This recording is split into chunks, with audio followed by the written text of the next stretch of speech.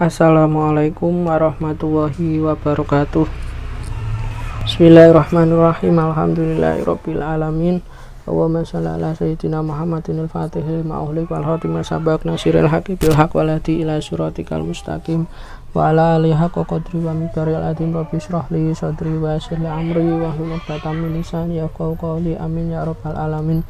Alhamdulillah, pada kesempatan kali ini kita masih dipertemukan dalam kajian perkuliahan pengembangan pribadi konselor, yang mana pada kesempatan kali ini kita akan mengkaji tentang syarat konselor Islam, ya, karena kalian semua ya belajar pada kampus Islam dan jurusan kita juga bimbingan konseling pendidikan Islam, ya, yang mana memang ada Islamnya. Otomatis kita sebagai seorang konselor harus kemudian memiliki ya syarat-syarat, harus tahu dan juga harus memiliki syarat-syarat seorang konselor Islam itu sendiri, ya. Kira-kira apa saja syarat-syarat konselor dalam Islam, ya.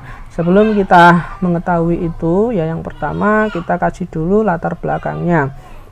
Konseling dalam Islam, ya, itu adalah memberikan bimbingan dalam proses pendidikan, ya. Kita sebagai mahasiswa BKPI, yaitu adalah memberikan bimbingan dalam konteks pendidikan dan dalam melepaskan diri dari pengaruh-pengaruh negatif yang senantiasa mengganggu eksistensi kepribadian yang selalu cenderung untuk taat dan patuh kepada Tuhannya. Jadi di sini kita itu membantu konseling kita agar supaya pengaruh-pengaruh negatif, ya, pengaruh-pengaruh negatif yang cenderung untuk kemudian menjauhkan manusia itu dari ketaatan dan kepatuhan kepada Tuhan itu harus dilepaskan ataupun dihilangkan, ya. Itu membantu konseling. Terus dalam beberapa dekade belakang ini semakin tampak kepercayaan orang bahwa beragama ataupun religiosity, ya, keimanan atau spiritualitas memiliki peran untuk mengatasi berbagai problem kejiwaan manusia. Jadi di era sekarang ini, ya, seorang semakin sadar bahwa yang namanya agama ataupun religiosity itu bisa mengatasi berbagai problem kejiwaan manusia modern sekarang ini, ya.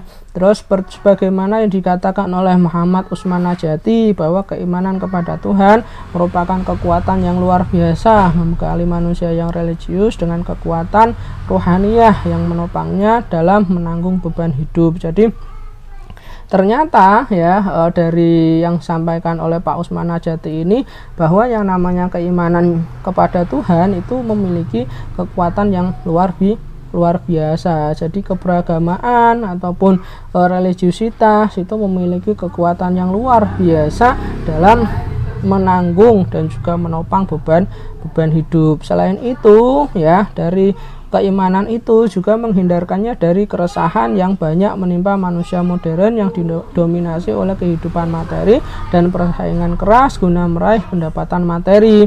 Jadi di sini juga bisa menghindarkan keresahan yang dialami oleh masyarakat modern, yang mana kita tahu bahwa kehidupan masyarakat modern itu adalah kehidupan yang materialistik ataupun kehidupan yang penuh dengan materi. Jadi apa-apa diukur dengan materi, sehingga kemudian dari situlah kemudian terdapat sebuah kompetensi, sebuah persaingan untuk kemudian mendapatkan materi tersebut, dan pada saat yang sama ia membutuhkan hubungan yang rohaniah. Jadi ketika kemudian dia istilahnya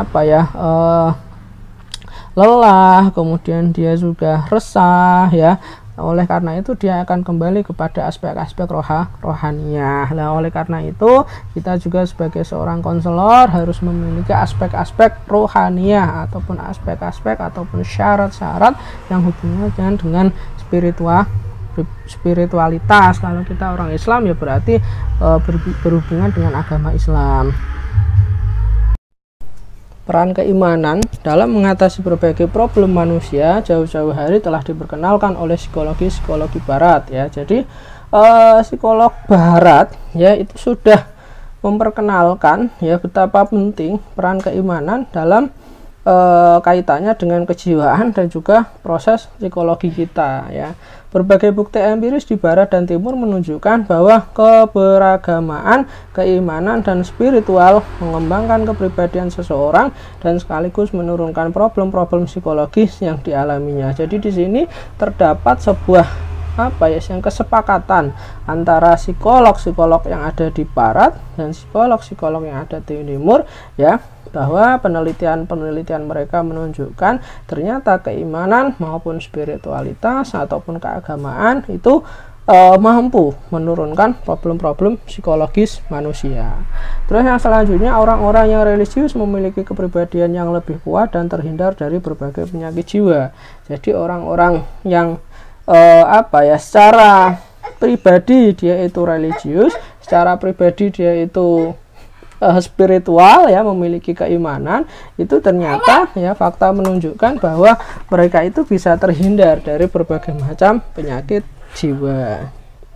Nah, itulah yang kemudian mengawali diskusi kita tentang syarat-syarat yang harus dimiliki oleh seorang konselor Islam. Jadi kita sepakat ya, pertama harus ada kesepakatan dulu, ternyata aspek ataupun sisi keimanan ataupun sisi spiritualitas itu sangat penting ya, kaitannya dengan kejiwaan seseorang. Nah, berbicara tentang syarat-syarat seorang konselor Islam, yang pertama itu adalah syarat aspek spiritual.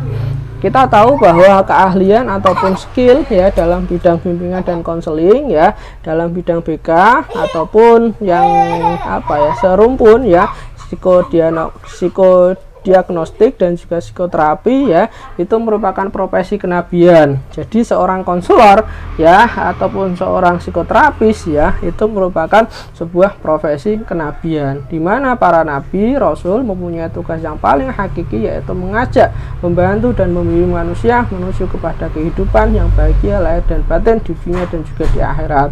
Nah, kenapa kemudian seorang konselor dikatakan sebagai profesi kenabian? Karena tugas seorang nabi itu adalah membantu dan juga membimbing agar supaya manusia itu bahagia dunia dan juga di akhirat. Lah, ternyata begitu juga ya, seorang konselor itu juga tugasnya ya itu adalah membantu dan juga membimbing agar manusia itu memperoleh kehidupan yang bahagia dan juga bahagia di dunia dan juga di akhirat. Jadi sama, luar biasa ya ternyata profesi konselor itu ya.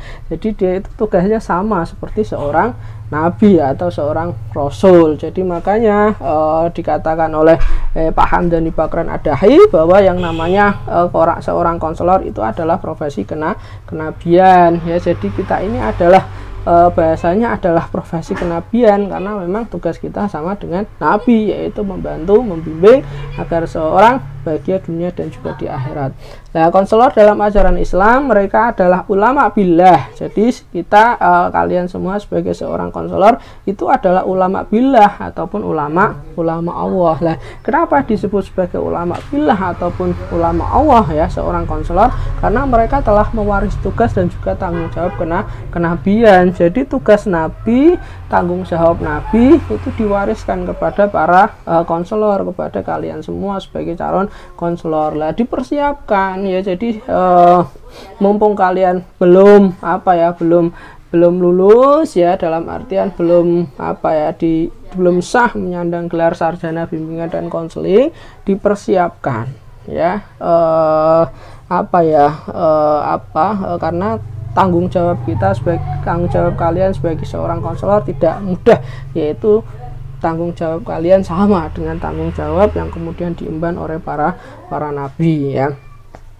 Oleh karena itu tidak akan mungkin seorang dapat mengetahui tentang seluk-beluk manusia secara utuh dan sempurna, baik dari aspek lahiriahnya, lebih-lebih aspek batiniah, ataupun aspek jasmaniah, lebih-lebih aspek rohaniah. Jadi kita ya dalam hal sebagai seorang konselor yaitu kita terkadang memiliki keterbatasan ya, kita tidak akan mungkin bisa mengetahui manusia itu secara utuh ya, baik itu aspek lahiriahnya maupun utuh dari segi aspek rohaniahnya.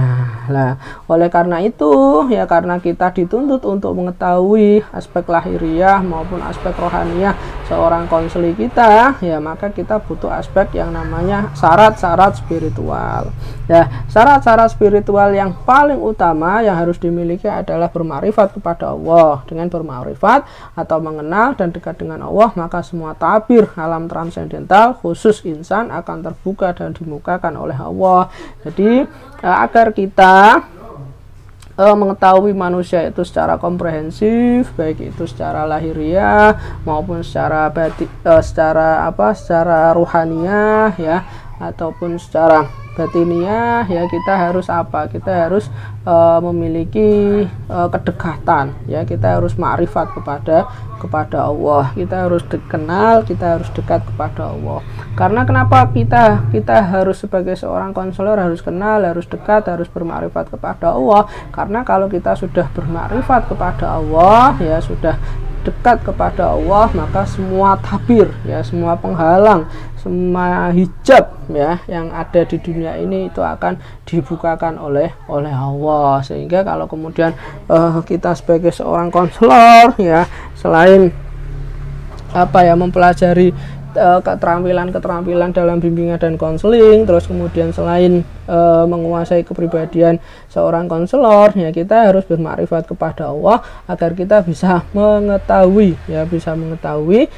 manusia itu secara utuh ya, secara komprehensif, baik lahiriah maupun jasmaniahnya ya, itu baik lahiriah maupun rohaniyahnya. Nah, bukti kedekatan seseorang dengan Allah itu ya, ini kita bisa melakukan evaluasi pada kita semuanya, apakah kita termasuk orang-orang yang kemudian dekat dengan Allah ya. Itu ada indikatornya.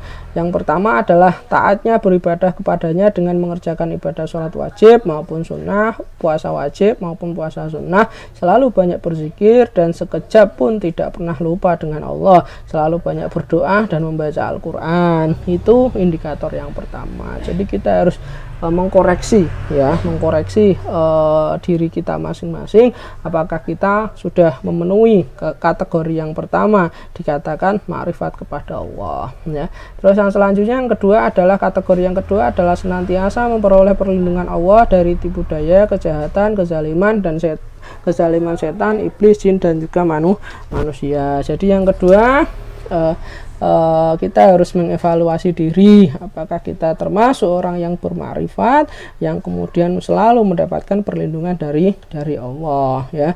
Terus yang ketiga adalah doa dan permohonannya selalu dikabulkan oleh Allah, ataupun baik cepat ataupun lambat. Jadi kita bisa mengevaluasi diri kita, apakah kita termasuk kategori orang yang ma'rifat atau tidak ya. Dengan apa? Dengan melihat kategori yang ketiga, bahwa doa-doa kita dikabulkan oleh Allah, baik itu secara cepat maupun secara lambat ya. Terus yang selanjutnya adalah tersingkapnya kecerdasan ilahiyah sebagaimana yang dimiliki oleh para nabi, rasul dan juga aulia Allah ya. Jadi kalau kita memiliki pribadi yang ma'rifat tadi ya, termasuk insan yang ma'rifat tadi ya, kita tersingkap ya, semuanya tersingkap, semuanya dibuka oleh Allah ya. Jadi sehingga kita bisa mengetahui ya, manusia itu sendiri ataupun klien yang kita bantu, baik dari sisi lahiriahnya maupun dari sisi batiniahnya ya. Terus yang selanjutnya, terbukanya alam para malaikat, bahkan dapat berkomunikasi dengan mereka atas izin Allah. Jadi kalau kita memang betul-betul seorang konselor yang ma'rifat ya, maka akan terbuka alam malaikat, sehingga kemudian kita bisa berkomunikasi dengan berkomunikasi dengan malaikat itu sendiri, dan tentunya atas izin Allah ya. Terus yang selanjutnya adalah terbukanya hakikat dan batin Al-Quran, makna-makna rohaniyah yang hidup di sisi Allah dari ayat-ayatnya yang ada di Lauhul Mahfuz maupun yang tersebar seluruh penjuru alam semesta. Jadi hakikat Quran itu terbuka, jadi kita bisa memahami baik itu makna-makna yang ada di dalam Al-Quran maupun makna-makna yang ada di dalam seluruh alam raya ini ya. Jadi ayat-ayat Allah, baik ayat yang sifatnya qauliyah maupun ayat-ayat yang sifatnya kauniyah ya. Terus yang selanjutnya, terbukanya alam kenabian, kerasulan, bahkan mereka dapat berkomunikasi bersama para nabi dan rasul-rasul atas izinnya. Jadi kalau kita sudah mencapai level ma'rifat ya, itu alam kenabian dan alam kenabian dan juga kerasulan itu bisa terbuka, sehingga kita bisa berkomunikasi dengan para nabi dan juga para rasul ya. Dengan itu kita bisa menjadi seorang konselor yang baik ya.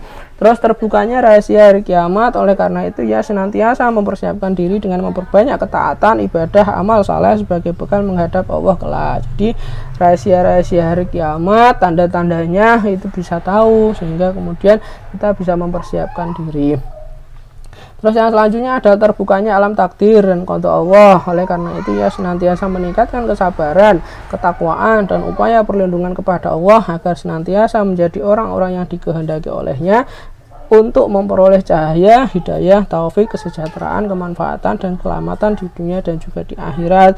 Jadi alam takdir itu dibuka kalau kemudian kita sudah bermakrifat, sudah kenal, sudah dekat dengan Allah. Nah, seorang konselor kalau sudah makrifat itu insya Allah ya semuanya akan dimudahkan oleh Allah. Itu aspek spiritualitas ya. Jadi kita sebagai seorang konselor ya yang Islami ya sebaiknya memiliki ma'rifatullah ya, agar supaya tugas kita sebagai seorang konselor lebih mudah, agar supaya kita bisa memahami konseling kita secara komprehensif baik dari aspek lahiriah maupun aspek rohaniyahnya. Karena tadi kalau sudah bermakrifat itu ya semua hijab, semua penghalang itu dibuka oleh Allah atas izin Allah. Terus yang selanjutnya aspek moralitas ya. Aspek ini pun sangat penting dimiliki oleh konselor ya. Psikodiagnostis dan juga psikoterapis, yaitu aspek moralitas. Jadi aspek moralitas juga penting selain aspek spiritualitas tadi ya.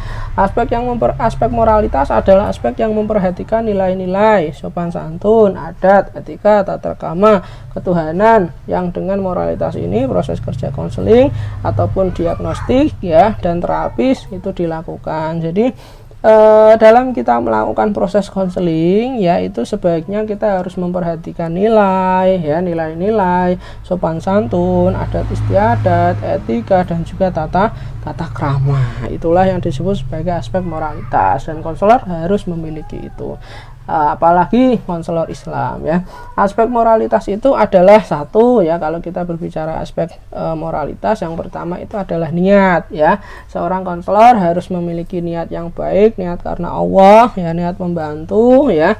Terus yang selanjutnya adalah iktikad ataupun keyakinan bahwa setiap masalah itu bisa diselesaikan tentunya atas izin Allah. Terus yang selanjutnya sidik ya, kejujuran dan juga kebenaran. Seorang konselor harus jujur ya, kalau di dalam proses konseling itu harus genuine, harus asli, harus terbuka ya.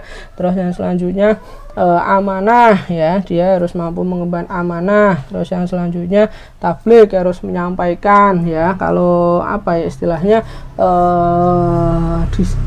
katakan ya, ketika baik ya dikatakan baik, ketika tidak baik ya dikatakan tidak baik. Jadi harus menyampaikan ya.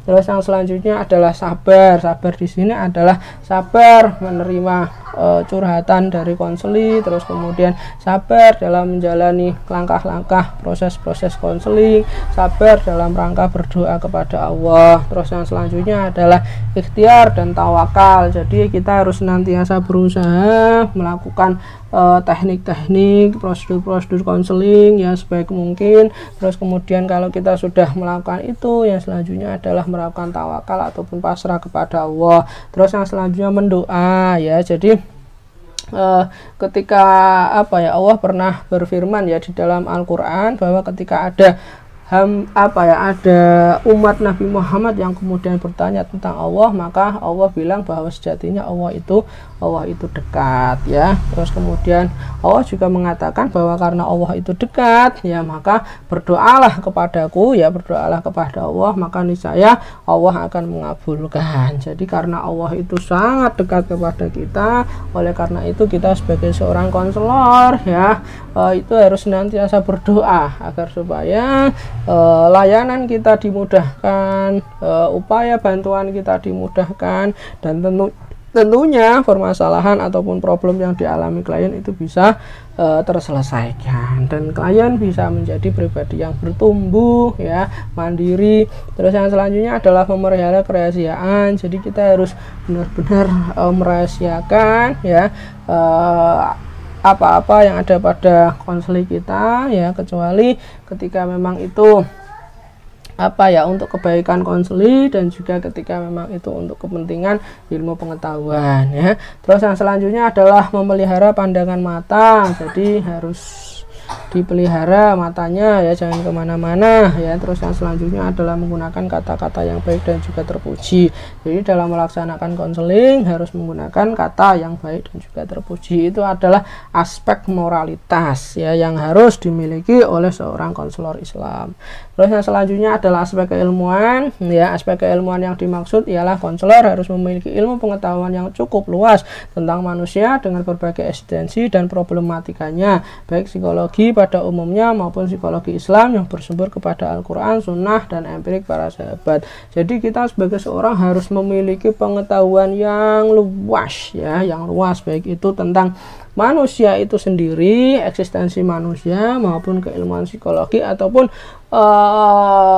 pengetahuan-pengetahuan yang lain, misalnya pengetahuan tentang aspek-aspek belajar, terus pengetahuan tentang karir ya seorang peserta didik, terus pengembangan karir peserta didik, terus kemudian aspek pribadi sosialnya ya, itu kita harus paham. Begitu juga tentang aspek-aspek keilmuan yang berhubungan dengan kejiwaan ataupun berhubungan dengan keilmuan psikologi ataupun keilmuan bimbingan dan konseling ya. Tentunya aspek-aspek itu akan lebih baik jika kemudian bersumber dari Al-Quran, Sunnah, dan juga empirik ataupun apa-apa yang kemudian sudah dilakukan oleh para sahabat ataupun ajaran-ajaran para sahabat.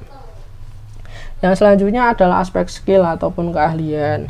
Skill atau keahlian atau keterampilan ialah suatu potensi yang siap pakai yang diperoleh melalui latihan-latihan yang disiplin, konsisten dengan metode tertentu serta di bawah bimbingan dan pengawasan para ahli yang lebih senior. Jadi kita ya sebagai seorang konselor ya, kalian sebagai seorang calon konselor, yaitu kalian sudah istilahnya nanti ketika lulus kalian sudah memiliki potensi yang kemudian siap pakai, siap dipraktekkan, karena selama perkuliahan kalian sudah melakukan latihan-latihan ya yang disiplin, yang konsisten ya, dengan metode-metode tertentu yang sudah dibimbing oleh dosen-dosen ya, oleh guru-guru kalian ya dalam bidang bimbingan dan yang ahli dalam bidang bimbingan dan konseling. Maka nanti kalian akan memiliki skill dan juga keterampilan dalam kaitannya dengan bimbingan dan konseling. Terus yang selanjutnya Dr. M.D. Dahlan menjelaskan bahwa konselor dituntut untuk memiliki berbagai keterampilan melaksanakan konseling serta karakteristik yang memadai seperti empati, tenang, selalu siap berdialog dengan klien, menumbuhkan keberanian klien untuk berbicara, melaksanakan kegiatan konseling yang terarah ya. Jadi kita ya sebagai kalian sebagai seorang calon konselor ya itu dituntut untuk memiliki berbagai keterampilan kaitannya dengan layanan bimbingan dan konseling ataupun pelaksanaan bimbingan dan konseling. Empati ya, kalian harus tenang, kalian harus siap berdialog dengan konseling ya, harus menumbuhkan kepribadian konseling untuk komunikasi ya, kalian harus punya kemampuan untuk melaksanakan bimbingan konseling yang terarah dan terstruktur ya. Terus yang selanjutnya adalah keterampilan dan keahlian tidak akan tumbuh dengan sendirinya. Baik konseling maupun terapis akan selalu harus ada beberapa keterampilan yang selalu dilatih kepada calon konselor atau terapis. Jadi istilahnya keterampilan ataupun skill itu tidak kemudian tumbuh dengan sendirinya, tapi memang melalui proses latihan. Bahkan keterampilan itu harus terus dikembangkan ya. Di sini ya ada beberapa keterampilan yang keterampilan seorang konselor Islam yang memang perlu dan kemudian harus senantiasa dilatih. Kira-kira apa saja keterampilan itu? Yang pertama adalah keterampilan taholi ataupun membersihkan diri. Pembersihan itu adalah dengan jalan taubatan nasuha, yaitu dengan berikrar dengan sungguh-sungguh di hadapan Allah yang disaksikan pembimbing yang sangat menguasai tentang ilmu melepaskan diri dan bekasan-bekasan kedurhakaan dan dosa dari dalam diri. Jadi kita sebagai seorang konselor itu harus senantiasa melakukan taholi ataupun pembersihan diri agar kita menjadi pribadi yang bersih ya. Dengan cara apa? Dengan cara taubatan nasuha. Kita harus senantiasa seperti itu.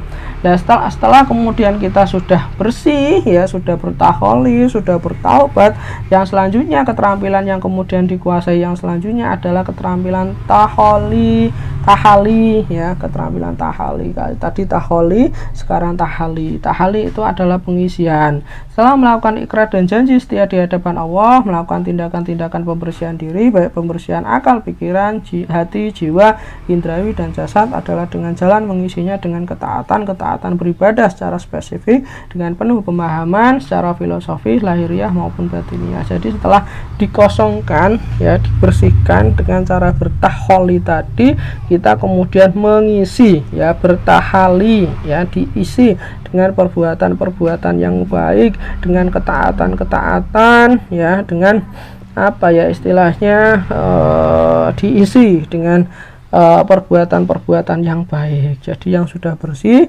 kemudian diisi dengan perbuatan yang baik. Yang selanjutnya adalah tajali. Tajali adalah kelahiran baru. Ialah kelahiran atau munculnya eksistensi yang baru dari manusia itu, yaitu perbuatan, ucapan, sikap, dan gerak-gerik yang baru dan esensi diri yang baru. Itulah disebut dengan kemenangan dari Allah. Adapun indikasi kelahiran baru seseorang manusia adalah hadirnya rasa aman, tenang, tentram, baik secara psikologis maupun secara spiritual maupun secara fisik, kemudian hadirnya sifat, sikap, sifat, perilaku yang baik dan benar, sopan santun, istiqomah dan sebagainya secara otomatis, bukan rekayasa. Selanjutnya hadirnya potensi menerima ilham yang benar. Selanjutnya kesempurnaan, yaitu hadirnya ketiga tingkatan itu ke dalam diri. Jadi setelah bertaholi ya, membersihkan diri, terus kemudian setelah bersih kemudian diisi dengan cara bertahali ya, diisi dengan ketakwaan, ketaatan, dan perbuatan-perbuatan baik. Selanjutnya kita akan bertajali, kita akan seolah-olah menjadi manusia yang baru, manusia yang baik, manusia yang sopan, manusia yang dekat dengan Allah, manusia yang istiqomah. Lah, perilaku-perilaku yang baik itu kalau sudah bertaholi, bertahali ya, nanti akan bertajali, dia itu akan datang secara otomatis, bukan karena rekayasa ya. Setelah itu dia akan memiliki potensi untuk kemudian menerima petunjuk ya. Dan kalau kemudian kita sudah bertaholi, proses bimbingan dan konseling kita itu akan senantiasa diarahkan, ditunjukkan oleh Allah, sehingga kita akan lebih mudah memahami konseling kita akan mudah membantu konseling kita ya untuk menyelesaikan masalahnya, karena memang atas dasar bimbingan dan izin dari Allah. Terus yang selanjutnya adalah pemberdayaan terhadap potensi dan keahlian tingkat pemula. Ini adalah dengan berupaya meningkatkan pemahaman, penghayatan, dan pengalaman-pengalaman ibadah seperti fase tahali pada tingkat yang lebih tinggi. Semakin dalam dan kokoh pemberdayaan itu, maka semakin meningkatkan keahlian dan keterampilan dalam melaksanakan tugasnya. Jadi setelah kita menjadi manusia yang baru ataupun tajali tadi, itu harus dipelihara, harus diberdayakan, harus dipertahankan, harus istiqomah, harus konsisten ya. Dengan cara apa? Dengan cara kemudian tetap terus mengisi ya, terus mengisi diri kita dengan ketaatan, dengan ibadah-ibadah, dengan perbuatan-perbuatan yang baik ya. Karena apa? Dengan kemudian kita mempertahankan itu ya, memberdayakan itu ya, maka niscaya ya kita akan dipermudah dalam rangka melaksanakan tugas kita, yaitu dalam melaksanakan tugas bimbingan dan konseling ya. Mungkin itu beberapa yang bisa kita kaji ya. Semoga kita semua menjadi seorang konselor yang baik dengan bisa memenuhi ya beberapa syarat tadi, baik itu syarat spiritual, syarat moral, syarat keahlian, dan juga syarat keterampilan ataupun skill ya. Tentunya syarat-syarat itu sekali lagi tidak instan, butuh latihan, butuh proses, butuh perjuangan agar kita menjadi seorang konselor yang memang betul-betul bisa memenuhi syarat dan juga kualifikasi sebagai seorang konselor yang islami ya. Dari saya cukup sekian, jaga kesehatan, semoga sukses selalu. Assalamualaikum warahmatullahi wabarakatuh.